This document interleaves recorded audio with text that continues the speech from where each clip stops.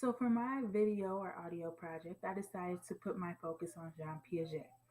After reading more on his works and his theories, I have found a huge respect for on his practices and ways of thinking. Jean Piaget believed that the child's interaction with his environment is the way that he creates learning. He also believed in the importance of play and how playing allows one to explore their curiosities on the world around them.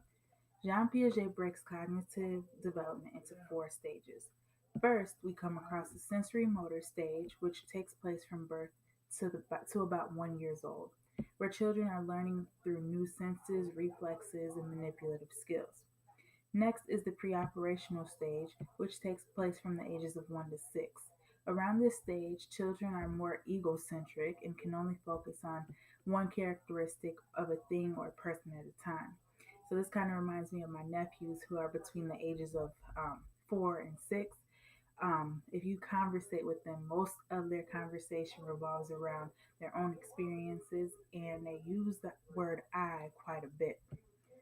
From that stage, you come to the stage that is from 6 to 12, and this is the concrete operational stage where children can start to form ideas based on reasoning.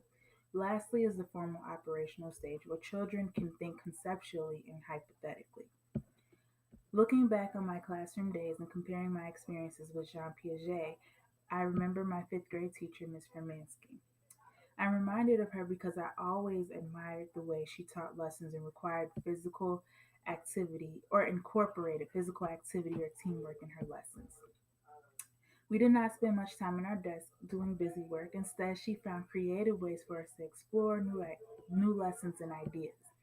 One of my favorite tools that Ms. Fermansky incorporated into our class was the tool of responsibility and accountability. This is a tool I would take with me forever in my life. No matter what game or activity she came up with, she always required us to be truthful and to take responsibility for our actions. An example, during our reading workshops, we all were required to go home and complete an assignment and to prepare it for the next day so that we can participate in the next day's activity or game that she had planned for us. This motivated me so much to do my part because if I didn't have my assignment done, I was going to be lost in the game and feeling left out, and no one wanted to ever sit out in the games. Although Jean Piaget used play as a way for children to develop an understanding of their environment, I believe that Ms. Fermansky used it to develop our learning in the classroom. I did so well in Ms. Fermansky's class, and I really enjoyed her as a teacher. Soon, I will have the opportunity to have my own group of students, and I hope that I can utilize some of the things I've learned from Jean Piaget as well as Ms. Fermansky. As a PE teacher, I understand the negative thoughts that many people have on PE, and they believe that it's a waste of time and that it's a time for kids to just go and play and run around in circles, and that is not the case.